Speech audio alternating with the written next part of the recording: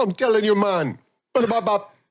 My dear friend Brandon Phillips was a wish kid. He was born with tetralogy of Fallot, which is a heart condition, and he was not expected to live to see the age of 22. His wish was to come meet me on the set. Came from a broken home. His father abandoned the family on his 5th birthday. Wasn't a great student. He knew he was supposed to be dead by the age of 21. Having had this issue as a kid, he hadn't gotten to be a kid. And I wanted to make sure he just had the best day he possibly could. And him and I borrowed some golf carts from the Grapes on the set. And I took him on a big, tour of the whole place. And we just did all this crazy stuff. His mom was not happy with me, but I didn't care. We were supposed to film the second reunion film for Growing Pains in Montreal that summer. ABC at the last moment decided they wanted this done in time for the Thanksgiving break, and they moved filming up to February. Well, you can't film in Montreal in February. So we got moved from there to New Orleans, whatever you want to call it. Something kept us on this path. And interestingly enough, reuniting with him was not the only thing that happened on that trip. That's when I met. Hey, fam. Welcome back to yet another episode of I'm Telling You. I'm telling you. That was a little bit more assertive this time. I kind of like that. It was like I felt like you had more commitment there. That was good. But yeah, as always, this is Philly D. Mr. Gemini. Clickety clack effect checker, Miss JD. We have a super awesome guy. We just had the green room with him. He is phenomenal. Mr. Jeremy, if you could, please introduce yourself. Tell the people how to find you, everything. Go for it. Hey there, Jeremy Miller from Growing Pains. I played Little Ben Seaver and also the voice of Linus for the Peanuts gang. And you can find me at The Real Jeremy James Miller on Facebook. And you can also find me on Cameo. And also you can get my book that I wrote with my dear friend, Dr. Brandon Phillips on whenIwishedUponAstar.com and also on Amazon or any other booksellers. So yeah, that's what I've been up to. Dude, all right. So, okay, you know what? We're going to skip over Linus for a hot second, but we will come back to that. So what kind of doctor, what was the purpose of this book? So my dear friend Brandon Phillips was a wish kid when he was young. He was born with tetralogy of Fallot, which is a heart condition where the heart doesn't pump the right blood to the body. And he was not expected to live to see the age of 22. Wow. He was granted a wish by the Starlight Wish Foundation, and his wish was to come meet me on the set. Now, we had many kids over the years who had come to the show because they wanted to meet Kirk, or they just wanted to be a part of the show or see a filming. But this was the only person who specifically came to our set to meet me. And basically, he came from a broken home. He was born with this heart defect. His father abandoned the family at 5 years old on his 5th birthday. Ouch. And he basically was lost. He wasn't a great student. He was kind of lost in where he was going in life. He knew he was supposed to be dead by the age of 21 or so. So he knew he didn't have much future. He was granted a wish. And because he was born in a broken home, because he had only one sibling, our family life was what he yearned for. Ben Seaver's life was what he wanted and yearned for more than anything. So he came to the set. Him and I had an incredible time. And we formed this lifelong friendship that him coming to meet me ended up setting his life on the path where he realized maybe I do have a future. If this little kid from Trout, Louisiana, Nowheresville, small town Louisiana, could go to Hollywood and meet his favorite star on the set of his favorite show, maybe more was possible. And from that day on, he became an A student. He started buckling down in school. He had already set his mind on wanting to become a doctor like the pediatricians who had treated him. And he sets his sights on doing it, and he did it. He went to medical school. He became a pediatric cardiologist, treating children who have the exact same problems he does. He's now well into his 40s, like I am. Nice. We were only about a year apart. The procedure he had has actually become so commonplace that tetralogy of Fallot is no longer on the terminal list. you don't qualify for a wish anymore if you have this procedure. Because that doesn't. it's just because it's Good become, this procedure is so effective now at fixing the issue. And it's become so commonplace that his disease about 8 years ago was actually taken off the terminal list. So it's just a story about our lifelong friendship. And in turn, it's a very unique one because there's not a lot of celebrities who have had lifelong friendships with their wishes, with the kids or other people who've made their wish. And there was nothing out there in the market. And every time we told our story, people just kept saying, you got to put this on the screen, or you got to write a book, because it's almost unbelievable. And the truth is that years later, him and I had lost touch. And through a very random set of circumstances, he met Kirk, who played my older brother on the show, and got connected to him through an outside source. And Kirk called him one day and said, look, we're going to be going to Louisiana to film the Growing Pains reunion. We're going to be there for like 8 weeks. I need you to help me find a place for my family. He's like, the show's going to pick it up and everything else, but I need a home. I can't just be in a hotel room with my kids and my wife the whole time. Do you know anybody who knows real estate? Can you get me set up? And he helped Kirk get the home set up, but he now knew that all of us were coming. And Kirk reintroduced us, and we basically just kicked off right where we had left off, became close friends again. And he was instrumental at saving my life when I was deep in my addiction, my alcoholism. He was one of the ones who turned around and literally pulled me up from the depths and saved my life all those years later. So just kind of a story. I mean, him and I are both people of faith. We don't shy away from the fact that him and I both are church-going guys. Whether you believe or not, many people, I mean, we didn't market this book as a faith-based book. We didn't try and sell it only through Christian bookstores and things like that. I mean, it was written for everybody. At some point, there's just so many connections, so many 6 degrees of separation in his life and mine that keep playing out to keep us connected, to give each of us reassurance at the exact time we needed it. Just to give you one of the small ones, he had to go in and have a valve replacement early. He met with his doctors, they set up the surgery, and he was just feeling extremely down. And he happened to get a call from Kirk. And Kirk said, yeah, I'm bringing the kids out. We're going duck hunting with the Duck Dynasty guys. I'm going to be in Louisiana. Do you want to get together? And he's like, of course, I'd love to see you guys. I could really use it. I could use, some for family and friends around right now. And Kirk says, great. Well, we're flying in tomorrow morning.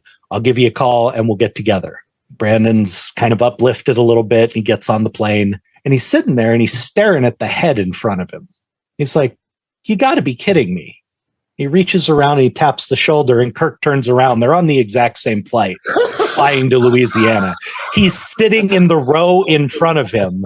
Texting him like, hey, we'll see you tomorrow, bro. And he's like, I mean, I'm right here. So, I mean, there really is no such thing as coincidence. Right? Well, that's exactly it. That was the point we wanted to get out of the book, get across to people in the book. Whether you are a believer, whether you believe in just karma, whether you believe in just the power of the universe, whatever it is, at some point, you got to stop calling these things coincidence because they happen. I call them God stances. Yeah, God stances. In recovery, we call them God shots.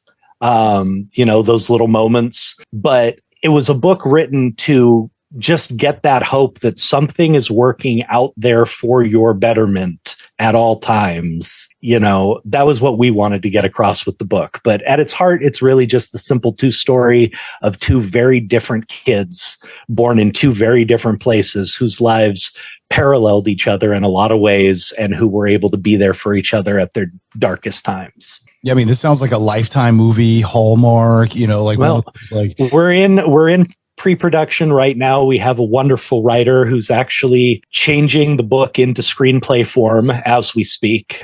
We have another couple of weeks probably before he turns his first draft over to us and shows us what direction he's going. But we have a connection to Steven Spielberg in the book. Brandon actually presented Steven Spielberg with his Lifetime Achievement Award. Steven Spielberg and one of his partners, Peter Samuelson, who he worked with for many, many years at Amblin, and they were partners on a lot of different films. They started well, Peter Samuelson started the Starlight Foundation, and Steven Spielberg's support and generosity for the foundation was what kept it going for a large many of years. So when it's done, we are going to offer it to Amblin and them first, just because Brandon and I feel that there is that connection to them having been such a big part of Starlight. And if they say no, wonderful. But we want to give them the first opportunity to refuse us because of that, because they were so much a big part of Brandon's life and mine. I mean, if it was not for Steven Spielberg and Peter Samuelson making that organization what it was, and so many other people behind the scenes, Brandon never would have been a part of my life. You know, and he is another brother. I mean, he is truly that brother from another mother to me. I mean, him and I are as close as brothers. We talk all the time. He calls my mom, Mom. I call his mom, Mom. We visit all the time. When he comes out to California, he stays with us. I go out to Louisiana to visit him. I stay with him and his mom all the time. It is family. And I wouldn't have that if it wasn't for them. So, yeah, we don't know where it'll end up, but we are turning it into a screenplay, and we'll see. It definitely lends itself to that Lifetime Hallmark family film kind of market. But if someone wants to pick it up and put it on the big screen, we're definitely game for that too. We'll see where it ends up. Dude, that is awesome. I love the fact that you're like the homage back. It's like, hey, bro, we know where we came from. We can, respect where you all did. Like, you had that place in there, and to recognize it, but then to also acknowledge and give respect back. Like, dude, that's. Well, I mean, there's a great deal of humility in experiencing what the two of you experienced with each other. And that's one thing I'm thinking about. Like, so, the initial claim for you was that, you were there for a time in his life and you kind of saved him, and then he in turn saved you. But I wonder, like, in that saving him, didn't that do a great deal for you as well? It absolutely did. Getting to provide him, I didn't get to see the effects of it or know how deeply it really changed his life until much later. All I really knew at that point was here was a young, we weren't given much info on the Wish kids who came to the set. All I knew was he was bad off enough to be granted a wish, which in my mind, he wasn't long for this world. And I wanted to make sure he just had the best day he possibly could. And as I got to know him a little bit, a lot of what I assumed was true. Having had this issue as a kid, he hadn't gotten to be a kid. He hadn't gotten to go out and play like normal kids for the most part. He didn't get to go roughhouse and just be a dumb kid doing whatever he wanted. So I said, screw it. We're going to have some fun. And him and I borrowed some golf carts from the grips on the set. I always returned them. The keys were in it. I'm just saying. The keys were in them, and I always returned them to where I took them from. So it can't qualify as stealing. But we borrowed some golf carts, and I took them on a big, tour of the whole place. I got us some of the bikes from the offices that the writers and PAs and people use to travel from the writers' offices to the set. Him and I just went all over. On our lot, we had an Old West set that they had filmed hundreds of movies on. We had the Fantasy Island set with the actual waterfall and the jungle and the whole 9 yards. We had the house from Karate Kid 3, Mr. Miyagi's house. We went bike riding through all of it. We went through the forests, and I took him hiking, and we just did all this crazy stuff. We had the barn from Friday the 13th. Sounds like you could go through like all Indiana Jones's movies in one day. We just went through all this different stuff, and we went up. We climbed up into the lofts of the Friday the 13th barn, and we jumped down into the big hay bales and everything. And his mom was not happy with me, but I didn't care. I wanted this kid to just have the best possible day he could, and he did. And weird enough, we ended up not getting any pictures together. I was the one he came for, and through all of everything we did, we got no pictures. When he ended his day, he realized the only photo he had was of him and Kirk from when Kirk had signed a little shirt for him. And it was weird to him because Kirk was the one person that he didn't really care about meeting. Not as any offense to Kirk, but because Kirk's character was the troublemaker. Well, he identified with you too. And for Brandon, the troublemaker was not good. You didn't want to be, Brandon was a very straight-laced Southern kid, wholesome, raised in small town Louisiana. So Kirk's character was not what he aspired to. But he walked away with only the shirt. I mean, given we all signed it, but on the shirt, Kirk had just written, "God has a plan for you. Love, Kirk." And then he walked away with only a picture of him and Kirk and nothing of me or the other cast. And he found it really weird until later on. He's thinking about it. He was like, well, maybe that happened for a reason. Maybe there's some reason why I need to have this connection to Kirk. And again, he didn't talk to Kirk not one time. They kept no relationship going. Him and I corresponded for years afterwards through phone calls, through letters. We didn't really lose touch until around college age. But years later, that connection to Kirk and then being brought back into his life by a roommate who happened to be Kirk's publisher's son. I mean, just so weird. It was just the means to move forwards, and Kirk filled that role. And now him and Kirk are still close. Just like we are. I mean, he actually became essentially like the family physician to all of Kirk's kids. When Kirk would panic as a new dad in the middle of the night, Brandon was the guy he would call and, get him to put his mind at ease. But little did he know that this big event in his life would turn into so much more. And I mean, he's one of the most amazing people. That's one of the reasons I tell people to read the book is I lived my story.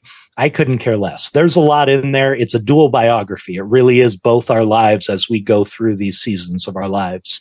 But Brandon's story is so fascinating. Overcoming the learning disability, overcoming his heart condition, overcoming he has a reading disability that he actually was making him fail his medical tests, and he had to fight with the governing boards to actually get him granted the proper amount of help to overcome the disability. And then he's placing at the top of his board exams, and he's one of the most in-demand pediatric cardiologists, and yet he chose to work again in small town Louisiana. He's working in West Monroe, Louisiana, because they don't have pediatric cardiologist specialists in these small towns. They don't have access to this. And it was close to family. It was close to home. He had already worked at Mayo Clinic in, Minneapolis. He's already worked Texas Children's Hospital in Houston under some of the best In fact, he went back to Texas Children's Hospital in Houston and worked under Dr. Vargo, who was the doctor who saved his life when he was a baby. Dude, so everything's full circle.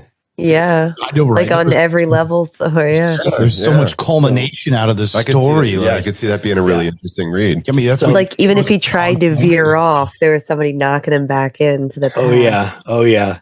Dude, that's crazy though. Like, I mean, because as you're explaining this, it sounds like there were so many different points where there was this separation, where there was this removal on multiple levels, and yet somehow or another, something just literally intervened. It was just like, no, bro, you gotta, the synchronicities, right? Mm-hmm. Synchronicity. Well, I can tell you there was even one more which didn't really make it that much into the book, in that we were supposed to film the second reunion film for Growing Pains in Montreal that summer.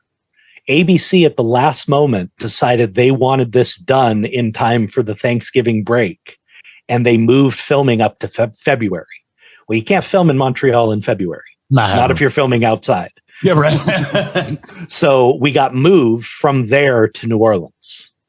So anyway, just another one of those little, it could have veered off into a completely different path, but that little God shot, whatever you want to call it, something kept us on this path. And interestingly enough, reuniting with him was not the only thing that happened on that trip. That's when I met my fiance, the love of my life, my beautiful Joan. Yeah, right. It was on that same exact trip. I met her in an elevator, and it was love at first sight. So, man, the something has been guiding that synchronicity for a very long time in my life, and I'm very, very grateful. That's so awesome. And you know, like speechless right now. Like, you're right. But see, so and this cool. is the cool thing is like the more and more we talk to people like you who have had these insane life experiences where like the average person is just like, I go to work, I make money, and I take care of my kids. You're like, oh, okay, great. It sounds, it's just average. But when you get individuals like you where you have all these things, more times than not, when you start telling these stories, there are so many coincidences. There are these synchronicities and just like moments where it's like, dude, you know what? I didn't know it then, but as soon as it was like, holy crap, I can't believe how many, consistencies came out of that occasion. Like, I hate to say that either. Like, everybody's got a story. I mean, I was the guy that was working 25 years in a major corporation, and I hated every minute of it. But like, people didn't know me. People that knew me for years didn't know me, And like, yeah, everybody has a story. Yeah, we do. Well, that's I think what we enjoy about what we do is because it doesn't matter how popular you are or how not popular you are, or what you did for a job, how many kids you have, whether you don't have kids, married, guy, girl, like none of that stuff matters. Famous? Did you write a book? Like, no, I don't. It doesn't matter. That's why I love the idea. If you want to feel human, come see us. We just talk to everybody like we're all just people. Well, I'll tell you, that's one of the things that always just blew me away. Because as a kid, it makes you realize that people just don't see you anymore. I was a normal kid. I'm on a TV show and we were nationally famous and it was a big deal. But on the weekends, I'm still going to Taco Bell with my brothers or going to a movie with my dad or whatever. And without fail, first things out of their mouth would be, well, what are you doing here?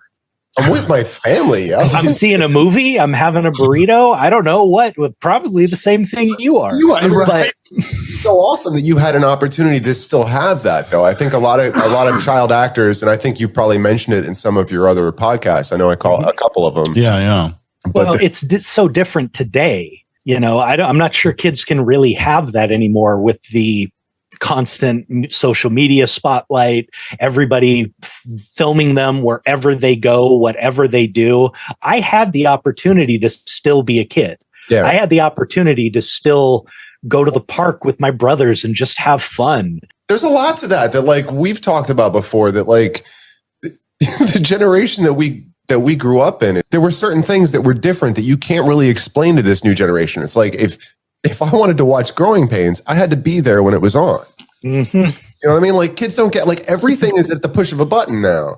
And everything is like, well, if I don't like it, I can just swipe it. And it's like, everything is instant gratification nowadays. That was so 23 seconds ago. I think that changes the way that your mind kind of functions. Everything's on a 7-second loop. Everything is. Hi, I'm Tom. Yeah. If it doesn't get me right now. I was just thinking that. I was just thinking that. You beat me to it. That's what we do here, buddy. That's what we do. Welcome to the family, my friend. But that's what it is. That was so 23 seconds ago. It doesn't matter what it is. There's always something that's newer or different, or I'll just go get that. And I've gotten guilty of it. I've noticed it affecting me, the whole YouTube type mentality of just 30 seconds here, a minute there, 5 minutes here. I found myself a couple of years ago unable to sit down and watch a whole film. I'm not kidding. A couple of years ago, I found myself actually unable to sit down and focus for a whole film, and I had to start making myself sit down and watch a damn movie again because I had got the hardwiring had switched. We always talk about how you can't do what we used to do back in the day. Whether it's movies, animation or anything. Just the ideas that the wholesome ideas that we promoted. but it's not even just the comedy. It's also how we presented, Leave It to Beaver kind of stuff. Mm-hmm. There's this new interpretation of how we have to express what societal norms are through visualization and, audible responses known as TV. And it's just, but that's what it is. You were saying yourself, like, you got programmed, you couldn't watch a full movie. Yeah, I couldn't do it. I'm not sure. You guys know movies. Of course you do. Guess Who's Coming to Dinner? Yeah. Sidney Poitier. Yeah. When I first saw that film, because of the way I was raised, I thought it was a freaking comedy. Honestly, that's. So you were raised. I thought it was a slapstick comedy. I thought that because I didn't understand. I really didn't. I had not been raised with any of that prejudice, with any of that. There were some funny moments, but that was a very serious movie. It's a very serious film dealing with a very serious topic, but I had not been exposed to any of that. I did not understand it. I watched that film the first time. I thought it was a dang comedy. It had to be explained to me that at the time that this was an extremely delicate social issue, but that's, again, like you said, kids are not programmed that way. I was never taught that stuff. Yeah, I mean, me growing up the way I did, coming from Spain to a Mexican barrio in California, being basically the white kid in the neighborhood, I never had a conversation about race or color until I was like almost 21 or 22 living out here in Pennsylvania. We're sitting there going back and forth. And I was like, you know what, dude? I was like, dude, and we just started having a heartfelt conversation about color or race. And I made the note. I was like, dude, you know what? I was like, I feel like had I still been in California at this point, I was like, we never would have had this conversation because I've never seen that difference until I moved to the East Coast. Cause I mean, I went from being the white kid to going to a neighborhood where I'm just like, hey, where's everybody else? And I grew up in Massachusetts where it wasn't even brought up. Like everything was normalized. Like I knew racism existed, but I thought it was in the past. And it wasn't until I moved to the South that I realized it's real and it's still alive.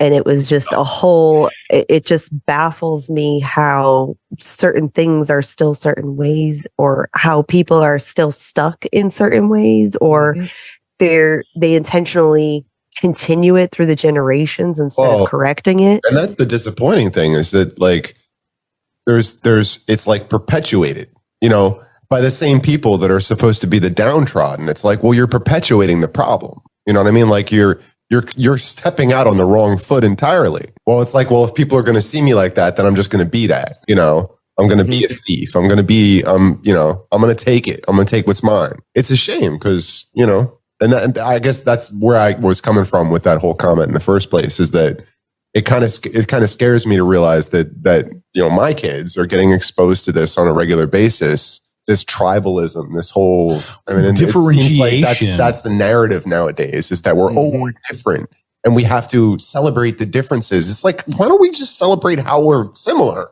Because exactly.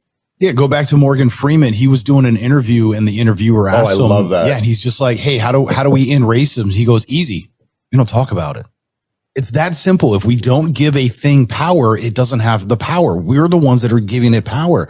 So us allowing for everyone to talk about the differentiations, which, hey, it's great. We should have differences and we should talk about them, but they shouldn't be what defines us.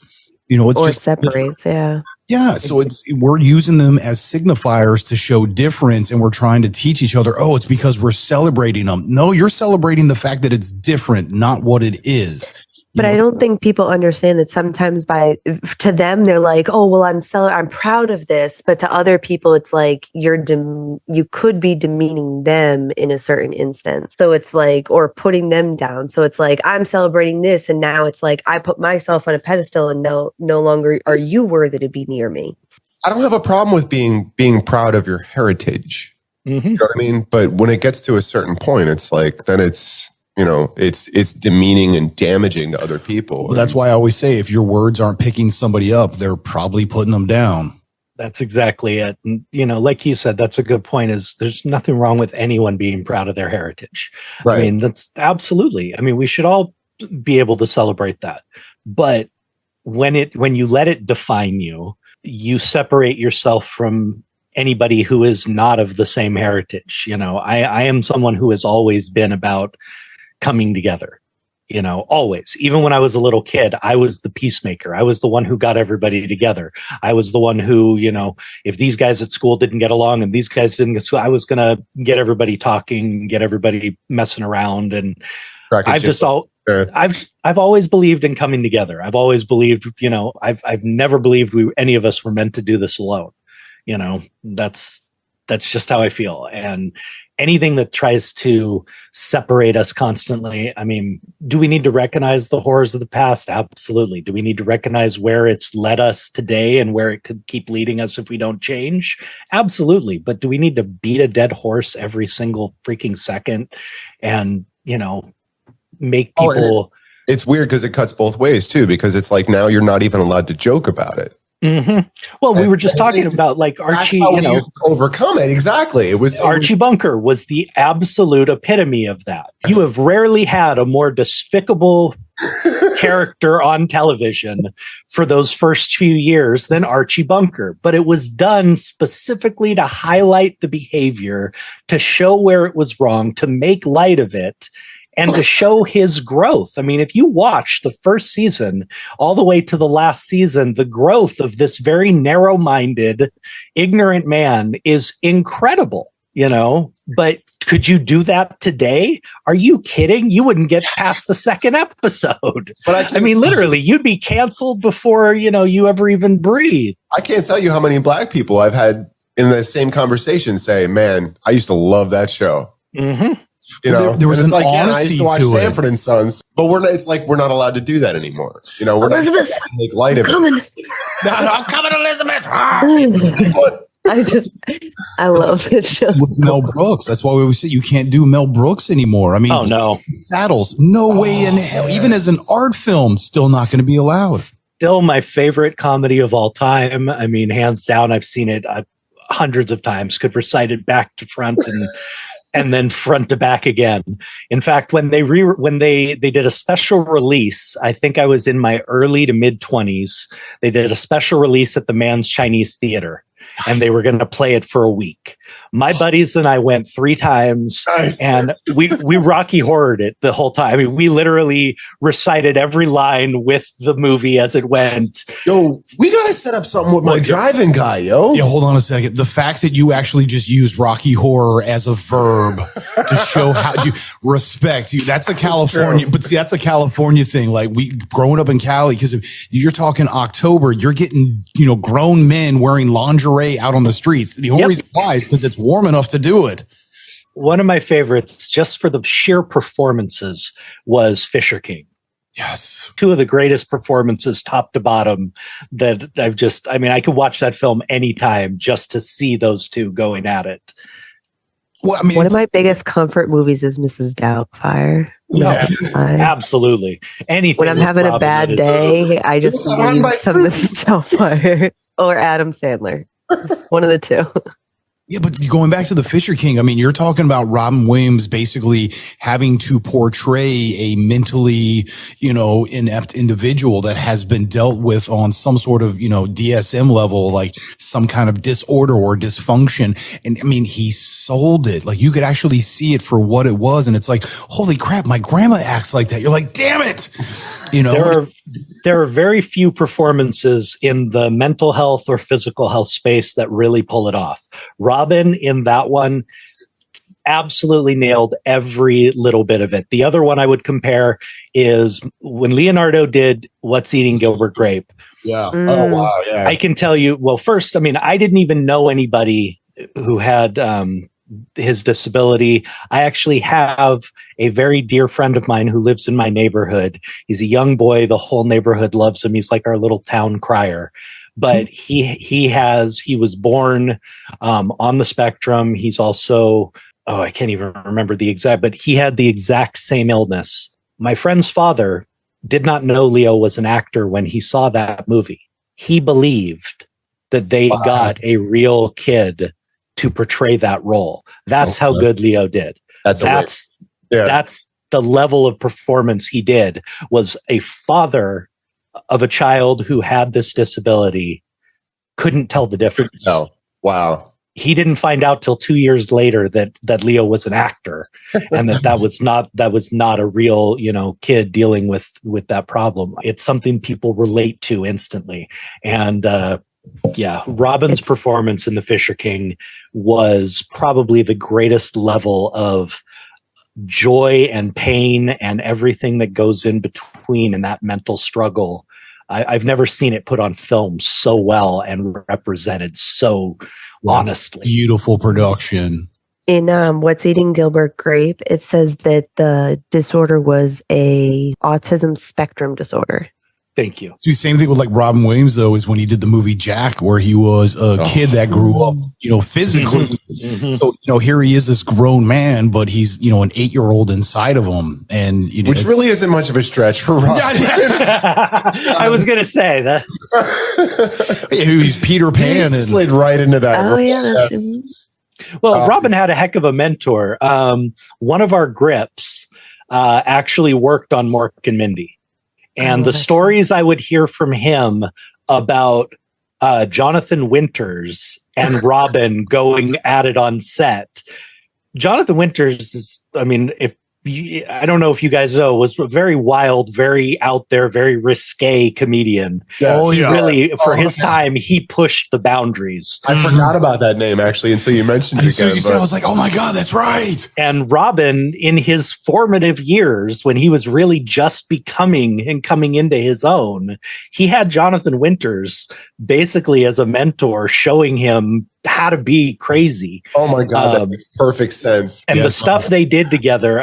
Our grip talks about how our grip was a guy named Nick Kavinga, and tough guy, big guy. And one time Jonathan had a little too much party dust, apparently, and came out before the show completely naked and tried to dive into the studio audience. So here's Nick in between him and the studio audience, basically with Jonathan Winters' crotch in his face, picking him up, trying to carry him away from the audience and keep this from happening. This was one of the guys Robin got to learn from in real life, So, yeah, he was an amazing guy and just a funny. I only got to meet Jonathan Winters one time, and well into his later years when he was not quite so verbally assaultive and funny, but he was still a very funny gentleman and a really kind man. So Robin Williams. Well, yeah, because we had Mark Scheffler on, who was he was an actor, but mostly a writer. He was a comedian at the same time as Robin before he was, Mork from Ork. And he was talking about how he got to see that transformation from him, where he went from just a comedian, just trying to put his stuff out there, to all of a sudden it's like, he's freaking Mork from Ork, and he is on 24/7. And wait, that was the story where he had to drive. Wait, that was one of the stories. Yeah. He told us. Yeah, I really like that story. So he had to drive Robin to a show because his ride didn't show up or whatever. Okay, he got stuck. All right, so Robin's doing a show at a spot. Mark is there, and he's talking about how I have to go to the next spot, but I lent my car to a friend. Yeah. And so Mark's like, well, I got time. He's like, I got to go up that way later. He's like, man, let me just take you. And it's like, all right, cool. So they hop in the car. They drive an hour and a half to the next spot. Get out. They literally show up. There's 3 people in the audience. Mm-hmm. And Robin literally goes on stage, and as Mark says, 110%. He's like, he gave what I saw out of his entire career, because he knew them, he knew him from decades. He's like, I literally saw him give the best performance of his entire life for 3 people. And long story short is, they're all done. They hop back in the car to go to the next spot, and Mark is just, flabbergasted. He looks at Robin. He's like, dude, I can't believe, you just did like the most amazing show. Like, you destroyed. And he's like, and for 3 people, like, he's just like, what the hell? Robin literally just looks at me, goes, well, you gotta. I love that. That's how obsessed he was with performing and turning it on and being that individual, where he's like, I don't care if it's 3 or 3,000. But a lot of people wouldn't. A lot of people wouldn't even be able to do a full. I know, they'd be like, people, this, throw the mic and run out. I live off the energy of the audience. I've gone to a lot of shows. Over the years, because I'm a big fan of stand-up comedy, but also live music. I've been to many venues, many over the years, where I've shown up for a performance and, the band's only playing for 5 people, or the comedian, I'm one of 4 guys in the audience. And it's really hit or miss. There's very few comedians and performers that I've seen that can bring that same energy. Sometimes that brings a better performance too. Well, I can tell you, there's a relatively unknown musician named Sonny Boy. He's a funk artist. put out some really great albums over the years, but I happened to be in Vegas and I got comped the show just because I was playing and winning. And they came down and asked if me and my fiance wanted to go to a show. So I said, yeah, sure. We're going to go see this guy play. It was a late show, probably 9:00 start. There's maybe 6 people there, including my fiance and I. And this guy gave a performance that was on par with anybody I have ever seen. I mean, literally energy, performance, talent, everything. And it's still to this day one of the best individual performances I've ever seen. And this guy, like I said, there were only total of 6 people there to see it. Yeah, no, wow. You really do. You just gotta. That's the thing about entertainment is it doesn't matter if you're having an off day or not. You're here to sell it. You're here dude, you have to give it 100% always. And you may not have that 100%. Well, you know what? Dig deep and find it, because that's what you're here for. That's how I've always felt. And I mean, even outside of performing, that's how I've always tried to be with fans when we meet, autographs, talking to them, whatever. Because you have to understand that, I mean, I've always known from a very young age, if it wasn't for the fans, I wouldn't have a job. If it wasn't for them loving what we do, I wouldn't even be doing this. But even beyond that, I've had experiences where people traveled across the country to meet me at an event and I left early. Yeah. I can tell you right now, I never did that again. I've had those things happen, and it's insane to think that someone would travel across country just to meet you for a few minutes. I can tell you right now, I've never left an autograph signing or an event that I was at or anything else early again. I'm thinking of the Eminem song "Stan" right now. Sorry. Well, it's applicable. I mean, it really is. I've seen people. I mean, I'm not going to drop names, but I've seen people who treat fans like absolute crap. Who act incredibly entitled and just basically shit all over them. And I don't get it. Probably more often than not when it comes to Hollywood. Well, so I have perfect story for this. We have a really good friend of ours who I met through business and whatnot, and we just wound up becoming friends. We've had him on the show a couple of times. Well, we're recording the one night, and he hits me up while we're doing it. He's just like, he's like, I got to come back on. He's like, next time we're bringing my friend James. He's funnier than me. And I'm just like, dope, bro. I love you. It's like, if you're telling me your guy's funnier than you and you're hilarious, I'm like, this is going to be amazing. Let's do it. Fast forward like a month and a half later, my buddy and I actually do things together with beer and whatnot, because he is a manager at a couple of restaurants and whatever. I go in doing a beer release with them, just thinking, hey, I'm popping in. I'm Phil, blah, blah, doing my spiel. And this guy locks eyes with me across the room. And I'm just like, I could feel this energy. He's like, I know him. Secret lover. There's something. I'm like, is he on ecstasy? I don't really know right now. But the more he's looking at me, my brain's just going, no, bro. No, we don't know him. Like, dude, we don't know. And he's he's starting to walk towards me. I'm like, oh crap, he's coming over. I'm like, oh shit, what's his name? What's his name? What's his name? And I'm pegging, killing myself for it. And he walks up and just starts going off. He's like, dude, I watch your show all the time. And I'm just like, oh my God, he knows who I am. Oh my God. I'm like, and he's just a friend of a friend who got introduced to our show and absolutely loves us. And I mean, he's literally a fan and listens. And I mean, I'm just like, oh, and I literally started giving him hugs. I was like, you have no idea how amazing this is. It's like, somebody knows what I don't even know you. Oh my God. It was the coolest thing ever. It's like, that's awesome. But, and that's the thing is when you do these kind of things, no matter who you are, at what level in life you are, your actions, your choices, the things you do affect everything, not everything, not just the people around you, where it literally ripples, pebble in the pond, and you have to be mindful of that. So, I mean, your vibration resonates. I can tell you another story. So I had a trick when I was younger, and I would get too overwhelmed with autographs when I was out somewhere. Cause I mean, like any kid, I'd go to Disneyland with my friends, I'd go to, Magic Mountain. I'd go to wherever. And I'd get recognized. And the problem was, I can't say no. I never have been able to say no to an autograph. If they want it, if they care enough to want it, then I'm going to sit there and sign everyone I can. But again, I'm here with friends who want to go ride rides, and I would get mobbed. I mean, in the peak of the show, if I stopped for one autograph, I'd be there for 3 hours signing 500 autographs. Yeah. So after I'd get through, a good portion of the crowd, I would, sure enough, someone would ask me, "Hey, where's Kirk?" Now, Kirk wouldn't even be there. But I would pick the furthest ride from us. You're like, oh, yeah, I just saw him. And I would say he was over heading towards this ride or whatever. And I'm not kidding you. That entire group that was surrounding me would like a cartoon would lift up the air, feet churning, and just take off. I'd be free to go enjoy my day. Well, years later, I'm doing a podcast with a friend of mine named Delius, who was a musician back in the 90s. And he tells me a story about how him and his sister met me at Disneyland one day and ended up getting in trouble with their parents because they ended up late to where they were supposed to meet them because they spent 3 hours looking for Kirk where I had told them he was.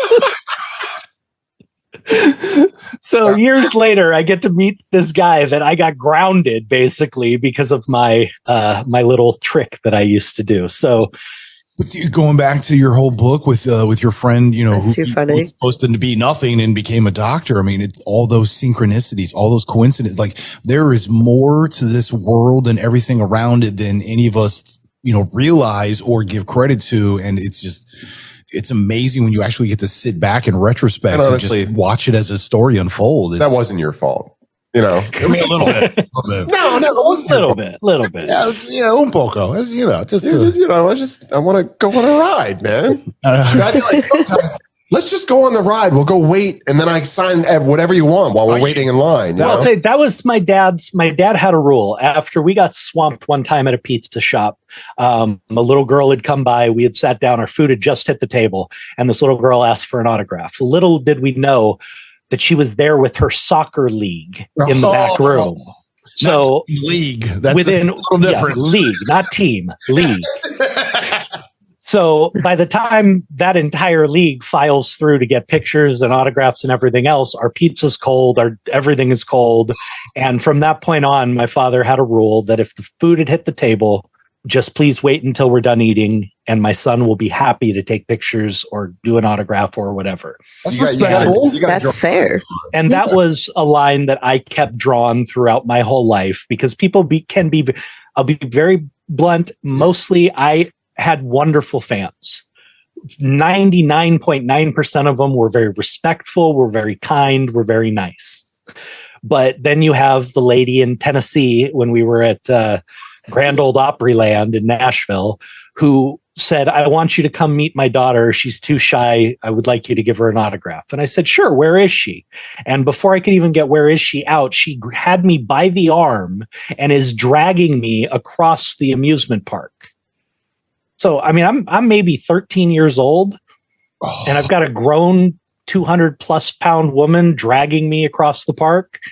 And I had to say something. I mean, I was by myself at that moment. I didn't have parents near me or anybody else. And I yanked my arm out of her arm and out of her hand. And I said, "Excuse me, don't put your hands on me." I said, "I'd be happy to come and meet your daughter, but don't lay your hands on me. That's not okay." And she got mad at me. And all of a sudden I have her husband. I'll choose my words nicely. Just picture 1980s Tennessee. Get a picture in your mind. Man. You probably nailed it. Whatever picture you have in your mind. I was in Tennessee last summer. I understand. And so, I mean, again, I'm a 13-year-old kid, and I now have a grown man and a grown woman yelling in my face and chewing me out. Over him. Maybe a bit overgrown. You have people like that. I had the guy who took my girlfriend in high school to Benihana's before the senior formal and sat down and we're eating, and he comes over to ask for his autograph. And I just asked him, just like I always do, "Our food's on the table. If you wouldn't mind till we get done, I'll be happy to sign an autograph for you." And he says, "Okay, awesome." And he pulls up a chair and sits down at my table. I mean, if I had to, as nicely as possible, say, "Excuse me, you need to go back to your table. I'm having dinner with my girlfriend. I will come to you when I'm done." But those were the outliers. For the most part, fans were always awesome. always treated us with great respect. And in return, you wanted to give that back to them. But good on you for having boundaries and knowing what you needed and like keeping those in place to have that line of designation for. You have to, though. And keeping your cool while doing personal space as well. And you have to, you have to still have a smile on your face, no matter how much they might be pushing the boundaries. Read the room, like girl, guy, dinner. That was what was so shocking. I mean, because it was a very intimate setting, and he just pulls up a chair and sits right down next to her like it's no big deal. Or like he's the family dog, just like, you guys got scraps? You gonna throw something at me? No, I'll just sit here and wait. I'm not sure what bothers me more, the fact that I have to explain this. Yeah, I feel it's a little weird. I got to ask you to put pants on twice, bro.